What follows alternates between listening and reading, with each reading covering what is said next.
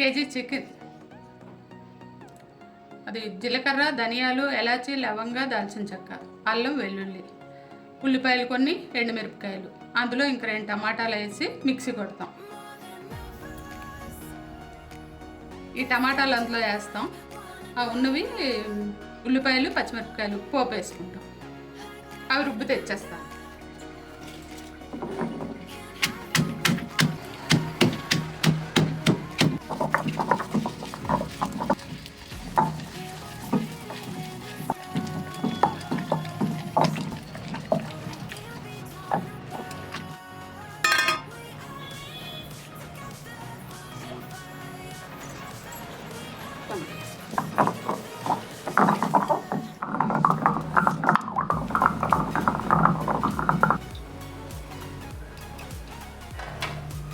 కళాయి వేడెక్కాలి.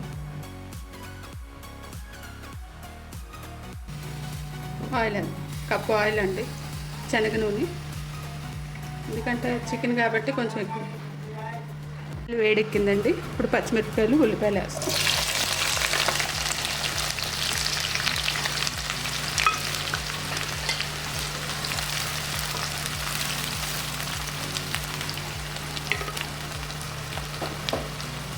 కొంచెం brown colour వచ్చేంత వరకు వేగనిద్దాం. విధంగా వేగాలి ఉల్లిపాయలు. ఇప్పుడు ఈ చికెన్ వేయాలి.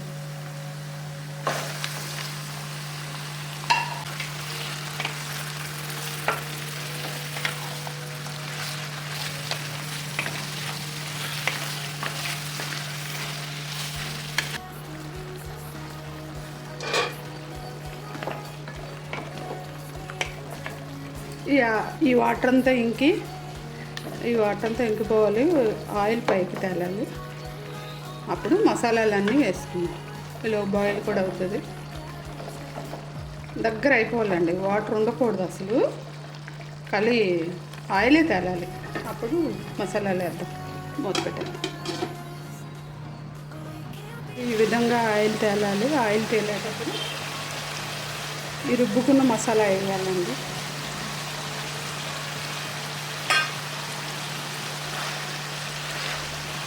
పచ్చివాసన పోయేంత వరకు ఇలాగ ఈ ఆయిల్లోనే ఇది ఫ్రై అవుతుంది.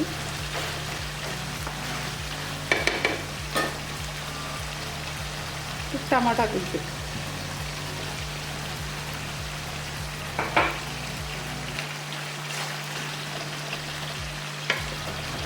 ఇప్పుడు మూత పెట్టి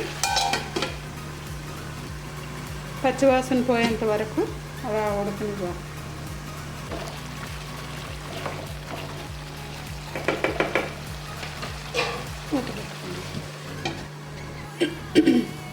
ఓ 10 నిమిషాలు అలాగా చిన్న మంట మీద వేగనిద్దాం.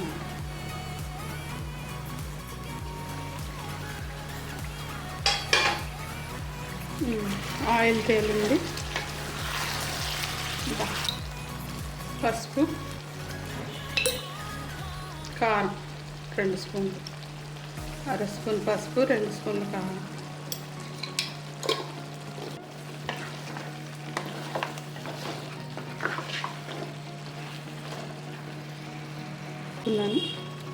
వేడి నీళ్ళు వేసి. నాటుకోడు కదండి, కొంచెం ఉడకాలి కదా, వాటర్ ఎక్కువ పడింది.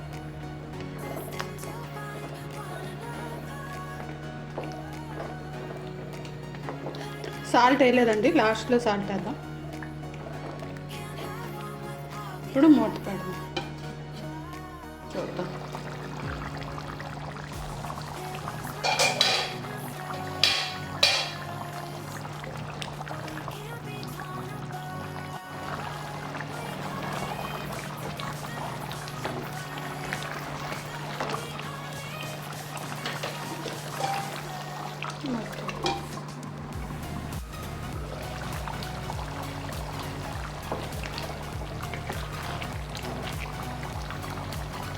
ఇప్పుడు సాల్ట్ వేసుకుంటాం. 2 స్పూన్లు.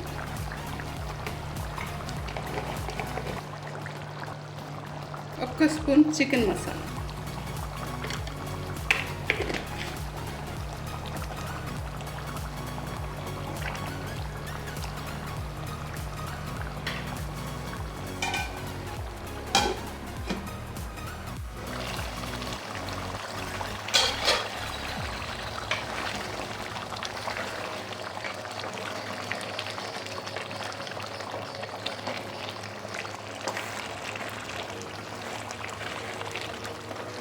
ఇంకొక 2 నిమిషాల్లో అయిపోతుంది.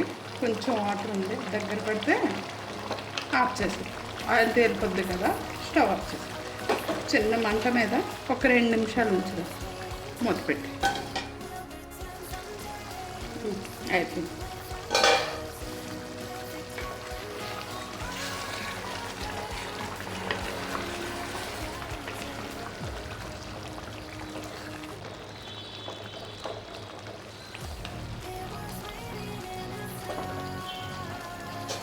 మూత పెట్టి స్టవ్ ఆఫ్ చేసి